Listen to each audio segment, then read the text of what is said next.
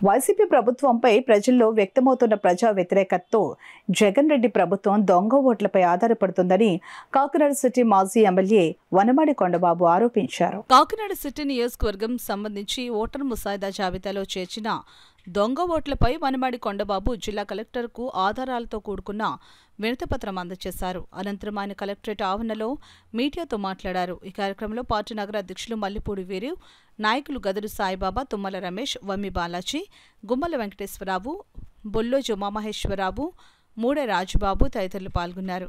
అలాగా కొన్ని ఫ్యామిలీ ఓట్లు ఒక బూత్ నుంచి ఇంకో బూత్లో మార్చేస్తారు. ఈ ఓటు భార్య దగ్గర ఉంటే భర్తది ఇంకో చోట, పిల్లలది ఇంకో చోట, ఇట్లాగా డిస్టర్బెన్స్ ఉంది. 6 నెలల క్రితం కంప్లైంట్ ఇచ్చాం. మీరు వెరిఫికేషన్ చేస్తానని చెప్పారు. ఈరోజు ఎక్కడ వెరిఫికేషన్ చేశారండి? ఎక్కడ వెరిఫికేషన్ చేయలేదు. ఎలా ఉన్నాయి అలాగే ఉన్నాయి. ఎంత దారుణం అంటే ఈరోజు కాకినాడ ఎమ్మెల్యే చంద్రశేఖర్ రెడ్డి చెప్పినట్టే చేస్తున్నారు ఇక్కడ కొంతమంది అధికారులు.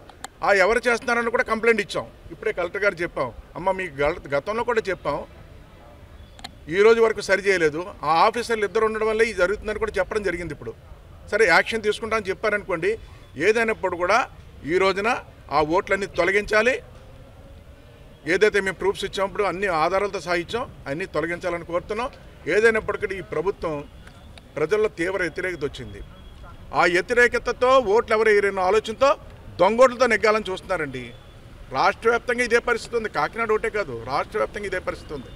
ఈరోజు మేము పూర్తిగా ఐడెంటిఫికేషన్ చేస్తాం. అన్నీ కూడా ఎక్కడ దొంగోట్లు పెట్టారు, ఏ విధంగా పెట్టారు అన్నీ కూడా ఐడెంటిఫై చేసాం, మొత్తం ఇచ్చాం.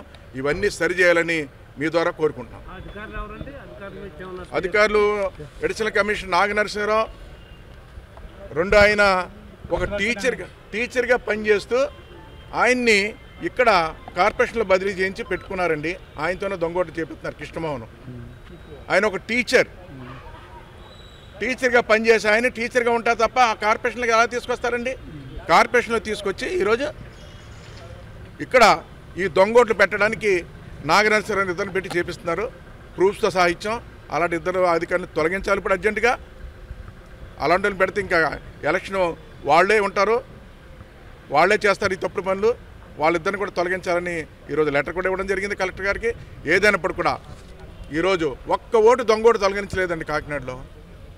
అన్నీ ఎలాగున్నాయి అలాగున్నాయి. ఇది ఎలక్షన్ కమిషన్ మళ్ళీ తెలియపరుస్తారని మీ ద్వారా కూడా తెలియదు.